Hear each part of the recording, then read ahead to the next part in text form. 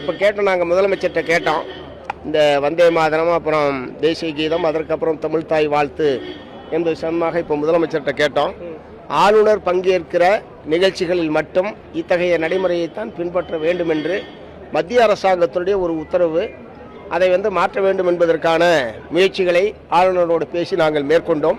ஆனால் ஆளுநர் அதை ஏற்க மறுத்துவிட்டார். மத்திய அரசாங்கத்தினுடைய பிரதிநிதி என்கிற முறையில் மத்திய அரசாங்கத்தினுடைய உத்தரவைத்தான் நான் பின்பற்ற வேண்டும் என்று ஆளுநர் அவர்கள் தெரிவித்து விட்ட நிலையில் ஆளுநர் பங்கேற்கிற நிகழ்ச்சிகளில் இதை தவிர்க்க முடியாமல் இருக்கிறது என்பதை முதலமைச்சர் அவர்கள் தெரிவித்தார். ஆமாம், பிப்ரவரி மாதத்துக்கு பிறகுதான் இந்த உத்தரவு என்பது வந்திருக்கிறது. அங்கே ஏற்றுக்குவாங்களா இல்லையான்னு தெரியல. முதலமைச்சர் அவர்கள் எங்களிடத்தில் தெரிவித்தது ஆளுநர் பங்கேற்கக்கூடிய நிகழ்ச்சிகளில் இந்த வரிசை அடிப்படையில் தான் என்று அவர்கள் ஏற்கனவே மத்திய அரசாங்கத்தின் உத்தரவு அப்படி இருக்கிற காரணத்தினால் அதை மாற்ற முடியாது என்று ஆளுநர் தெரிவிக்கிறார்.